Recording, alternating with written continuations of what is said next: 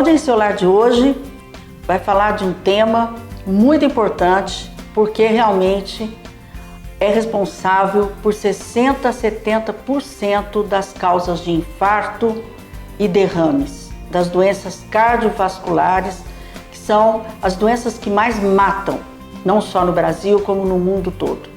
Vamos falar de hipertensão arterial, que é uma doença epidêmica, ou seja, atinge 50% dos adultos em todo o mundo. E no Brasil, em torno de 30% a 35% dos adultos são hipertensos. Portanto, mais de 40 milhões de brasileiros. Um programa importante para sabermos as causas e como se tratar, como prevenir. Não saia daí que eu volto em um minutinho.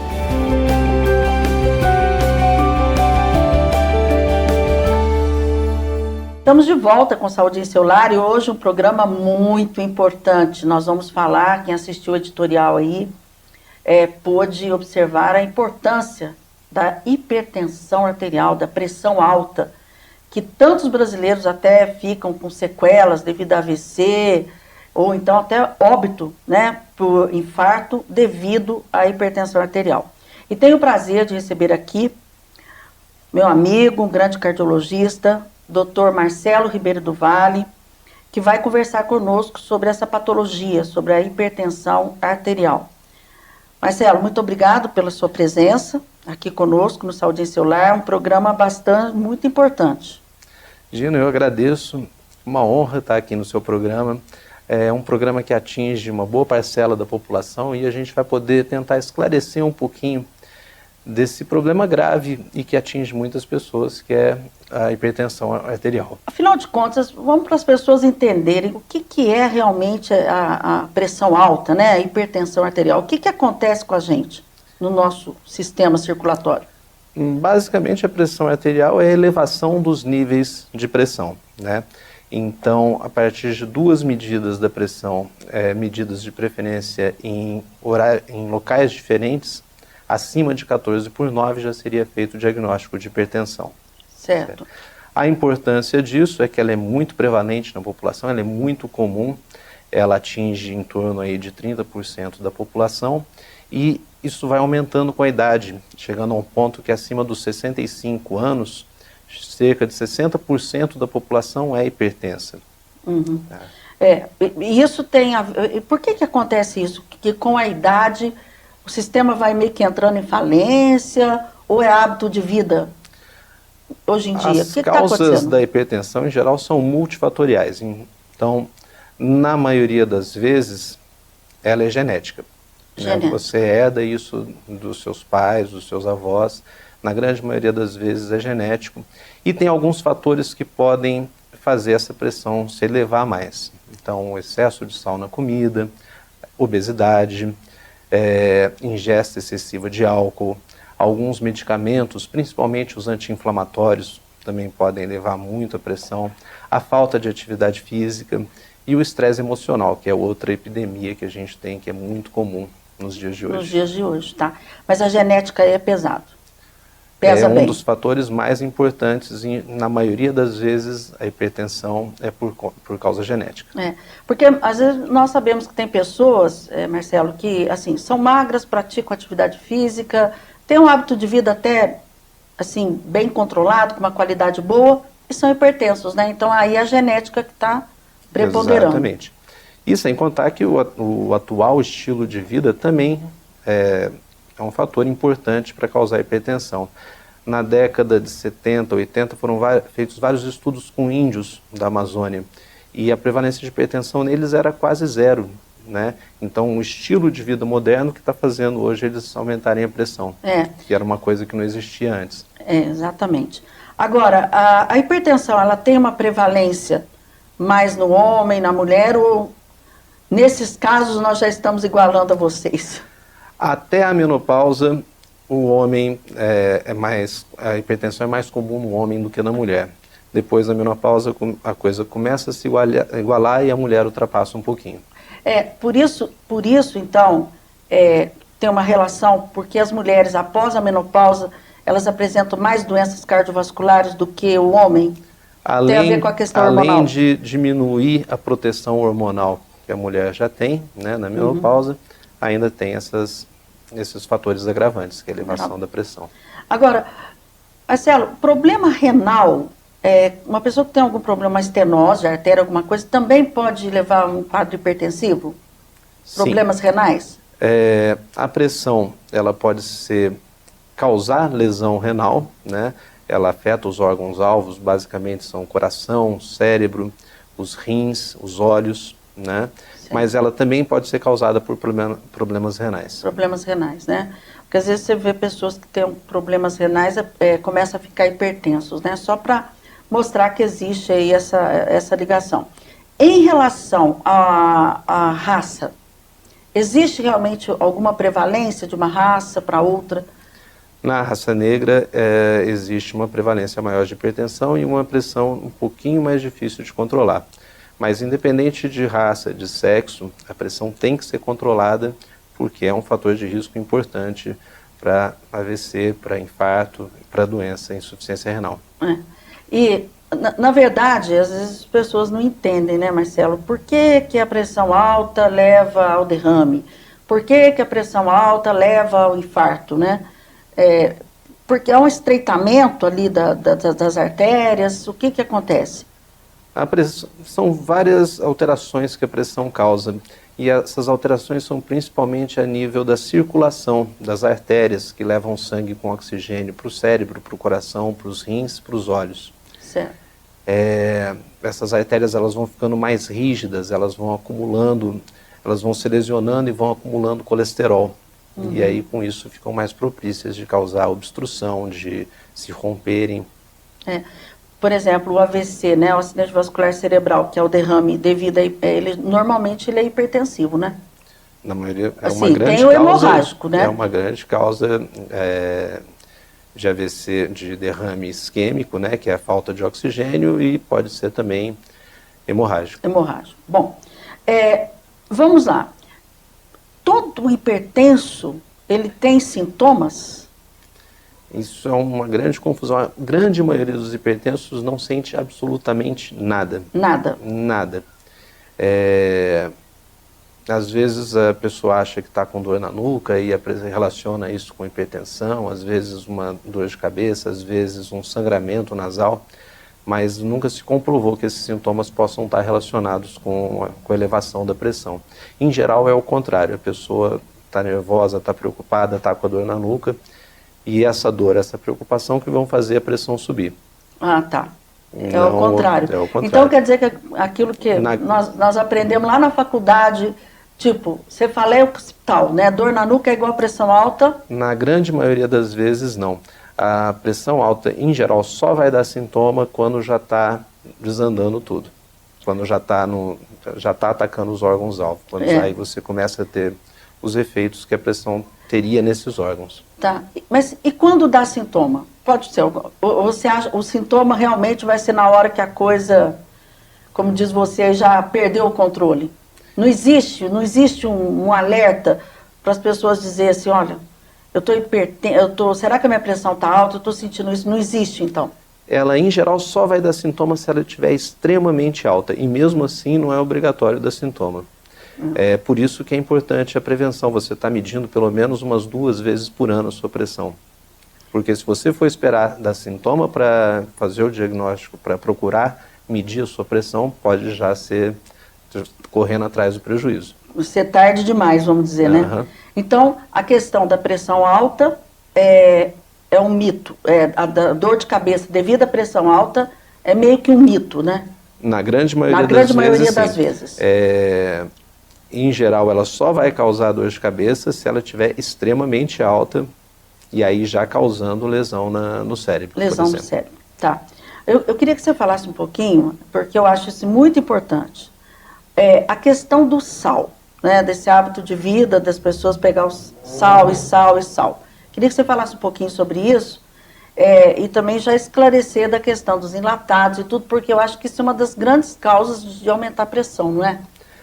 A mudança do estilo de vida é um dos pilares do tratamento da pressão. O tratamento só com remédio ele é eficiente, mas pode não ser não pode resolver todo o problema. É muito importante a participação do paciente também, de mudar a rotina dele, ver se ele vai querer melhorar mesmo, né? E essa mudança do estilo de vida inclui redução do sal da comida, né? Para você ter uma ideia, a ingesta média de sal no Brasil gira em torno de 6 gramas de sal.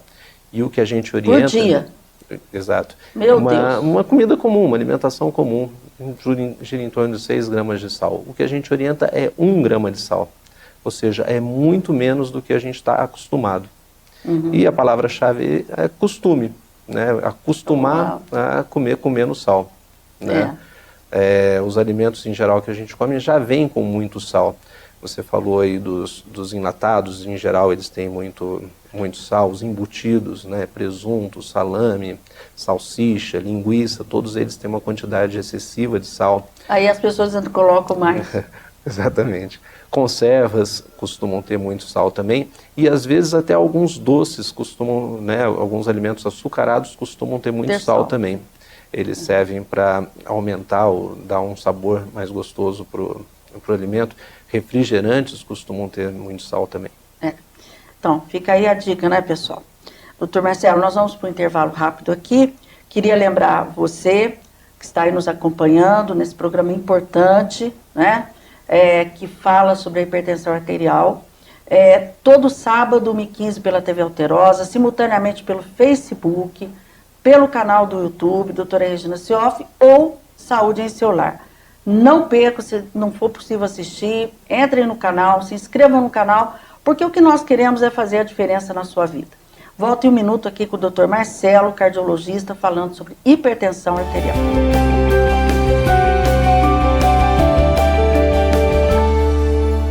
Estamos de volta com Saúde em Seu Lar. Estou aqui tendo o prazer de receber o Dr. Marcelo Ribeiro do Vale, cardiologista, experiente, meu amigo, aí que já tem um trabalho desenvolvido aqui em Poços há muitos anos, né, Marcelo? Quer dizer, não tantos anos quanto eu, mas muitos anos também. Eu já estou aqui em Poços há 20 anos já. 20 anos. Atendi na policlínica, tanto na parte de pronto-socorro quanto na parte de atendimento especializado também, já atendi na UTI da Santa Casa, então tem uma bagagem boa. Tem uma estrada, tem uma bagagem boa, né?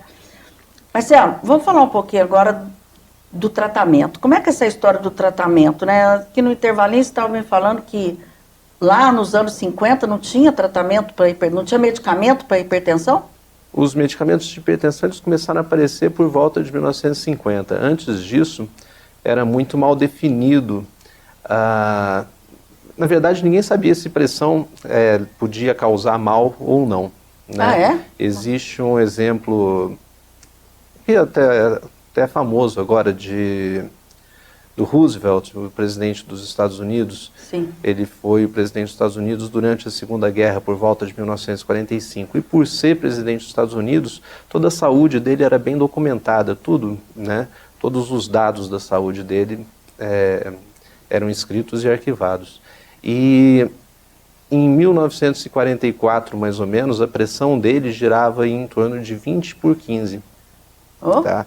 Ele passou quase um ano com esse nível de pressão. E sem ter nada, sem sentir nada. Sem sentir nada, e os médicos falavam, não, 20/15 tá bom, é sinal de virilidade, que ele está forte. Que ele está forte. No final da guerra de 45, a pressão dele chegou a 25/18. Que coisa, hein? E foi quando ele teve um AVC e veio a falecer. Que matou. Mas até então não se sabia que pressão causava isso. Né? Interessante. Os primeiros remédios que começaram a surgir, eles causavam tanto efeito colateral que o paciente tinha medo de tomar o remédio. Então eles davam muita sonolência, eles alteravam a libido. Então, impotência poderia dar também? Impotência. Então era a coisa mais difícil do mundo você convencer o paciente que não estava sentindo nada a de repente tomar um remédio que ele ia sentir mal. Com certeza. E mesmo os níveis de pressão eles foram mudando com o tempo, né? Como eu estava te falando, quando eu formei há 20 anos atrás, se você fosse no meu consultório com a pressão 16/11, Regina, tá tranquilo. Tá tudo bem. Pressão de menininha, pode ir para casa sossegada. Hoje não, hoje a gente sabe que níveis acima de 14/9, se permanecerem assim durante 10, 20 anos, não é de uma hora para outra. Tem muita gente que assusta quando a pressão, minha pressão está 15/9. Ela foi subindo. Isso daí, são 15/9 durante 10, 20 anos, aí sim você vai ter problema. Então a gente tem que tratar, mas não precisa ser uma correria de ter que baixar a pressão muito rápido. Certo. Tá. História interessante, ó. Saúde celular também é história, né, na verdade. Mas é interessante saber. Bom, hoje como é que está essa questão do arsenal terapêutico? Tem um arsenal, sim, tem muitos medicamentos, né, Marcelo? Tem para todo tipo, né, de cada caso um caso. Como é que está hoje? Tem medicamentos e esses medicamentos, cada paciente, você tem um perfil de medicamentos para indicar. Né? Então, por exemplo, você tem muitas opções de... num paciente que teve um infarto, por exemplo, você pode entrar com determinado medicamento, que são os beta-bloqueadores, mais os inibidores de enzima, né, tipo captopril, enalapril. Pode falar a marca? A marca não. Tá. A marca não, porque aí nós estamos fazendo merchan aí para... Mas assim, o captopril e enalapril, né, que são medicamentos... O captopril, inclusive, uma curiosidade interessante, que foi um remédio desenvolvido no Brasil. Foi, né? Interessante. Uma pesquisa do Dr. Sérgio Ferreira, na década de 60, eles observaram que o veneno da jararaca, ele não matava a presa de uma vez. Ela ficava parada, ficava quietinha, e aí foram pesquisar o efeito dela, eles viram que o veneno dela, a princípio, fazia a pressão cair. Aí, opa, a gente então, pode trabalhar em cima disso. E aí, eles levaram essa pesquisa para a Inglaterra, onde terminou de ser feito o captopril, né? Mais uma pesquisa inicial brasileira, né? Hoje a gente paga royalties para a Inglaterra, mas isso é outra história. É outra história, né? É sempre assim, o Brasil... agora, o captopril, que as pessoas devem estar sabendo, captopril, porque coloca debaixo da língua a pressão, então é por isso, ela cai, cai rápido. Tá. É um dos tratamentos da urgência. Muito cuidado com remédio embaixo da língua. Tá? Não existe indicação formal de nenhum... Nem o captopril? De medicamento embaixo da língua. Isso é um costume antigo da época do Adalat. Né? Adalat Retard. Só que ele realmente faz a pressão cair rápido, só que cair a pressão muito rápido é perigoso. O cérebro entende isso como uma hemorragia. E para tentar manter a circulação do cérebro, ele causa uma vasoconstrição, ele fecha as artérias do cérebro. E aí dá derrame. Olha, gente, captopril debaixo da língua, né? Tem gente que tem em casa. Quando a minha pressão sobe, eu ponho debaixo da língua. O captopril é muito melhor absorvido via oral. Né? Ele foi desenvolvido para isso, ele não foi desenvolvido para ser usado embaixo da língua. Mas quem inventou isso, então, de colocar debaixo da língua? Costume. Hábitos. Então, nos protocolos de urgência e emergência hoje de pronto-socorro, o pessoal dá oral, então não coloca... para ser dado oral. Dá para deglutir. É para ser dado via oral. Bom, você acha que os medicamentos que tem hoje, claro, nós vamos entrar em detalhes, porque não adianta, mas eu queria que você deixasse claro aqui para as pessoas, porque isso é muito... Porque tem-se uma mania de tomar medicamento do vizinho, Marcelo, que é impressionante. Eu acho que tem um sistema público para as pessoas irem, tem os consultórios, quem tem convênio, quem pode ir em consultório, mas quem não pode, não precisa. Eu acho muito importante você deixar isso no programa. Tem muitas... Eu fui lá no vizinho, peguei um remédio de pressão e tomei. Então, como eu falei, cada paciente, cada perfil de paciente vai ter um remédio, um medicamento melhor para ele, né? E mais importante que tudo é saber se a pessoa é hipertensa mesmo. Né? Muitas vezes, se você estiver nervosa, se você estiver preocupada, sua pressão pode subir por isso e não significa que você seja hipertensa. Se eu te colocar para correr na esteira na clínica, a sua pressão vai subir. Né? Vai chegar a 16, 17 facilmente. Isso não faz o seu diagnóstico de hipertensão. Né? Ela subiu porque você estava fazendo esforço. O que eu vou fazer? Eu vou diminuir o esforço e a sua pressão vai voltar ao normal. Se você estiver nervosa, você não é hipertensa. Né? Eu vou tratar a sua ansiedade e, de repente, só de fazer isso, ela já vai cair. Então, às vezes a pessoa sente algum mal-estar, alguma coisa, fica preocupada. A pressão, às vezes, pode subir por conta disso. Certo. Então, tem que ver se a pessoa é hipertensa mesmo Primeira antes de coisa, começar né? o tratamento. Tá. Né? Então, não é porque, eu acho, já ouvi isso, eu acho que a minha pressão está alta, aí pega o remédio do vizinho e toma. E toma. Isso é perigoso. É. Né? Então, o ideal é avaliar, ver se a pessoa realmente é hipertensa e aí sim começar o tratamento direitinho, que não inclui, como a gente já falou, não inclui só o remédio, inclui toda uma mudança de estilo de vida. Tá. Marcelo, diagnóstico hipertenso é mais ou menos diagnóstico clínico, né? Não existe um exame que você faz para detectar, é clínico, né? E aí, o paciente casa com você, diagnosticou hipertenso, sou hipertenso ou hipertensa, casa, tem cura? Praticamente, a hipertensão não tem cura, tem controle. Então você deve ter bastante casamento na tua vida já, né? Casamento. Com certeza, E né? os casamentos estão indo bem, graças a Deus. Estão indo bem, graças a Deus, né? A maioria está bem controlado e... Então tem que tomar, vamos dizer assim, o resto da vida, é isso? Quase sempre o tratamento é para o resto da vida. Em alguns casos, a gente consegue reverter isso. Então, de repente, um paciente que é sedentário, que é obeso, né, ele melhorando a alimentação, ele perdendo peso, começando a fazer atividade física, ele mudou os fatores de risco, né? E aí, às vezes, ele consegue controlar a pressão. É muito comum da gente ver isso em quem faz cirurgia bariátrica. Sim. Que às vezes toma remédios de pressão, de colesterol, de diabetes, faz a cirurgia e fica tranquilo. Inclusive, é uma das indicações, né, de cirurgia bariátrica hoje. Mas no hipertenso arterial, na hipertensão arterial essencial, que não é obesidade, tanto... É realmente o medicamento. Muito provavelmente agora, remédio para a vida toda. pessoas... E às vezes a gente tem que ir ajustando ou a dose ou o medicamento. Tá. Às vezes as pessoas dizem o seguinte, não vou tomar não, minha pressão... Toma, quer dizer, deixa eu fazer a pergunta aqui direito, porque isso acontece muito. A pessoa sobe a pressão, toma o remédio. A pressão abaixo, para de tomar. Sobe a pressão, toma o remédio. Isso aí acontece, né? É meio que um abandono, vamos dizer, do tratamento, né? Acontece e não funciona. Ou a pessoa precisa tomar o remédio para manter a pressão estável e ela tem que tomar todos os dias, ou ela não precisa, aí não tem que tomar remédio. Certo. Então, se precisa tomar, tem que tomar no horário certinho e tomar regularmente, do jeito que foi prescrito. E há muito abandono de tratamento, Marcelo? Você acompanha muito isso de abandono e chega lá no teu consultório, ou quando você atende o sistema, a pessoa chega com a pressão alta por abandono? Por isso que você tem que ter esse cuidado de estar acompanhando o paciente. Alguns remédios de pressão, eles causam mal-estar, né? Então, o ideal, o paciente é assintomático, é tentar achar um remédio que ele não vá sentir mal com esse medicamento. Encaixar um medicamento para ele. Que controle a pressão e que a pessoa não sinta mal. Não sinta mal. Né? Senão, poxa, a pessoa não tem nada, não estou sentindo nada. Fui no Dr. Marcelo, ele passou um remédio. Eu piorei.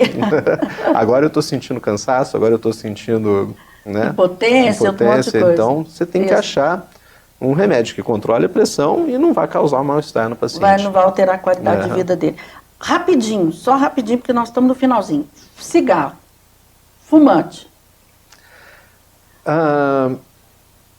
Todo mundo tem que parar de fumar, mas cigarro não afeta a pressão. Não afeta a pressão? Não afeta a pressão. Não estou falando que a pessoa pode fumar. Não deve. Cigarro faz mal, tem que parar de fumar. Mas em relação à pressão, falar que você parar de fumar vai aumentar ou diminuir a pressão, não afeta. Não, mas não precisa animar não, tá, gente? É para parar de fumar, porque é câncer, é infarto, é derrame, olha, a lista é grande. Marcelo, gostaria de agradecer muito a sua presença, desejar a você sucesso, tá bom? Continuar essa pessoa maravilhosa que você né? Um profissional exemplar, bem? Presidente da nossa associação médica aqui, e que possa aí continuar o seu caminho aí com bastante sucesso e fazendo a medicina de forma tão bela como você faz, tá bem? Obrigado, Regina. Eu agradeço demais o convite. Fiquei muito feliz de estar aqui com os seus espectadores. Tá. E no que precisar, aliás, se ficar alguma dúvida, pode mandar para você ou lá para a clínica, eu respondo com muito prazer. Tá bom. Muito obrigado. Muito obrigada, viu? A você quero agradecer o carinho, né, a audiência do Saúde em Seu Lar, convidar para que estejam aqui conosco todo sábado, 1h15 da tarde, pela TV Alterosa. Mas eu sempre digo, né? Claro, se assim ele permitir. Até lá.